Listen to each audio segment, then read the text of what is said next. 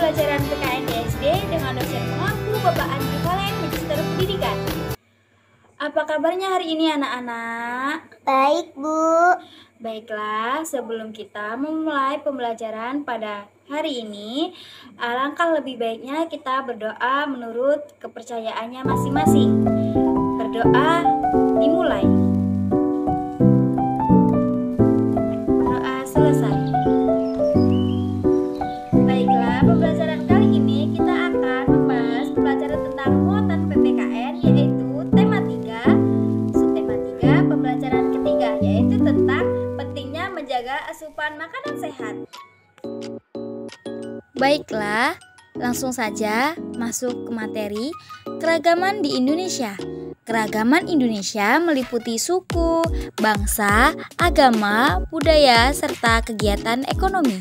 Masyarakat sebaiknya tetap bersatu meskipun keragaman menimbulkan perbedaan, sesuai semboyan kita yaitu Bhinneka Tunggal Ika. Selain itu, keragaman budaya adalah salah satu keunikan yang terdapat di muka bumi ini, dengan beragam suku bangsa yang ada di seluruh dunia. Begitu pula dengan keragaman budaya Indonesia. Kita sebagai warga negara Indonesia tak dapat memungkiri bahwa keberadaan negara Indonesia sendiri menghasilkan keragaman yang tidak terkira, mulai dari keragaman ras, suku, bangsa, hingga bahasa yang telah dijelaskan pada awal pembelajaran tadi. Dari berbagai keragaman itulah melahirkan bentuk keragaman budaya Indonesia yang tak ada tandingannya, seperti rumah adat, upacara adat, pakaian adat tradisional, tarian adat tradisional, alat musik dan lagu tradisional, senjata tradisional, bahkan beragam makanan khas.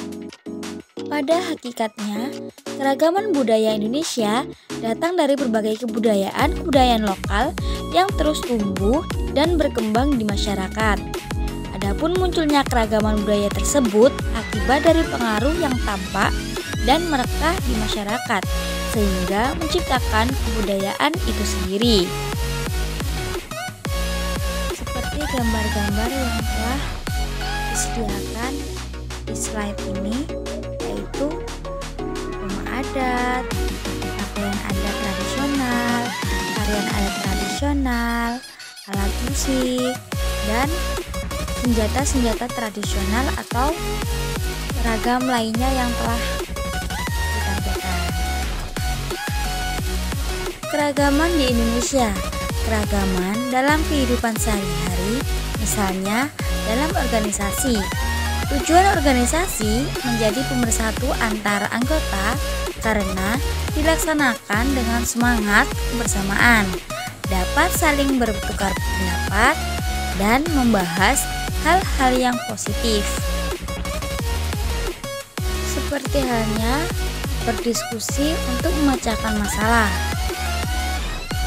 Selanjutnya, perbedaan bekerja seorang diri dan kelompok ataupun manfaat keragaman dalam kelompok, yaitu yang pertama dapat saling bertukar pendapat, dan yang kedua kita belajar bertoleransi serta mampu menyelesaikan masalah dengan kebersamaan.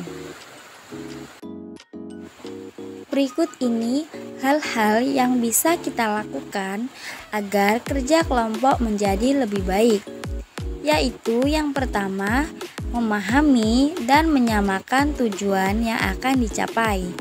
Yang kedua, memberi kepercayaan satu sama lain agar tercipta suasana yang nyaman. Yang ketiga, menciptakan komunikasi yang terbuka, jujur, dan saling menghormati. Keempat, mendengarkan pendapat anggota kelompok lain dan berusaha memahaminya. Kelima, mendukung kreativitas dan perbedaan sudut pandang anggota kelompok. Dan yang terakhir, membuat keputusan yang berkualitas dan bertanggung jawab untuk melaksanakannya. Kelebihan dan kekurangan bekerja seorang diri. Kelebihan dari bekerja sendiri, yang pertama menjadi lebih mandiri. Dapat menentukan sendiri kegiatan dan waktu pekerjaan. mudah mengambil keputusan karena hanya pendapat sendiri, dan lebih fokus mengerjakan karena tidak terganggu orang lain. Selain itu, bekerja lebih keras karena bertanggung jawab sendiri atas sebuah pekerjaannya. Kelebihan dan kekurangan bekerja seorang diri. Di sini terdapat kekurangan bekerja seorang diri, yaitu hasil pekerjaan kurang maksimal karena kurangnya ide atau keterampilan yang dimiliki. 2. Tidak mendapat bantuan dari orang lain. Ketiga, jika hasil pekerjaan atau tugasnya jelek, akan ditanggung sendiri. 4. Membosankan dan tidak ada yang memotivasi untuk menyelesaikannya. Dan yang terakhir, pekerjaan dapat selesai lebih lama. Selanjutnya, kelemahan dan kelebihan dari bekerja kelompok. Di sini terdapat kelebihan dari bekerja kelompok. Yang pertama, hasil pekerjaan lebih maksimal karena dipikirkan oleh banyak orang. Yang kedua, memanfaatkan keahlian atau keterampilan yang dimiliki anggota kelompok. Yang ketiga, pekerjaan menjadi lebih ringan karena dikerjakan oleh beberapa orang. Dan yang keempat, berani mengambil resiko yang lebih besar karena ditanggung bersama-sama. Selanjutnya, kekurangan dari bekerja kelompok. Yang pertama, sulit menentukan keputusan karena banyak pendapat dalam kelompok tersebut. Yang kedua, saling melempar tanggung jawab jika anggota kelompok kurang bertanggung jawab.